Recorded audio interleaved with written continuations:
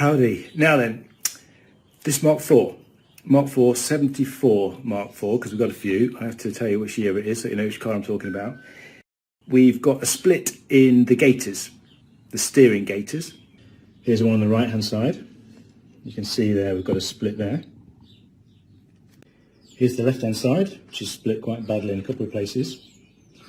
So we need to undo the track rod end here and take it off the steering rack. And we can cut this off, but we need all this off to be able to slide the new one on.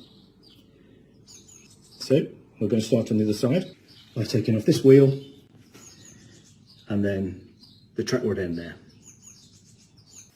Okay, the nut that was at the bottom of the track rod end here came off quite easily, but the track rod end itself didn't want to lift away from the steering arm. So what we did was once the nut was off, we put a jack underneath here to push up and lift the car lift this track rod end. And with the weight of the car, a nice swift whack on the steering arm with a hammer, and the steering arm dropped, the track rod end popped out. And Bob's your uncle. We just need to undo it now from the steering rack, and we can take the track rod end off. And we do that by undoing this nut here. So we have to hold this, undo this, and we should be able to separate the track rod end from the steering rack. Okay, so we've undone this nut, and now all we need to do is twist this off, but just count how many twists, how many turns it takes to get it off, because we want to thread a new one on to the same position. Otherwise you'll throw out your steering. We'll need to check that later anyway, but we can assume that it was okay before. At least it's a good starting place. So we're going to twist this off, count how many turns, make a note of that, because I don't have a new one to go on yet, so it'll be a little while before I get a new one to go on. And then we'll put the new one on the same number of turns.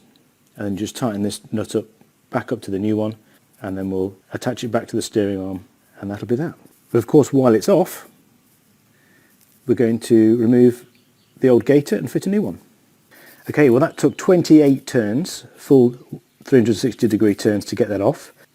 That's a good job we're taking this off anyway, because it is absolutely knackered. So we'll replace this as well as the gaiter. Now to get the old gaiter off is quite simple. They're usually held on by Jubilee clips or cable ties.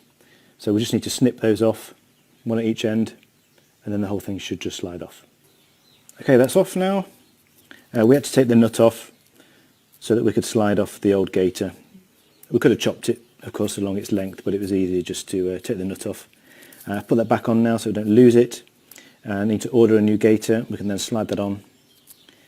And we also, of course, need to order a new track rod end. So while we're waiting for the parts, we're going to do the other side. I'm sure it'll be just as bad. And then we'll order all the parts that we need.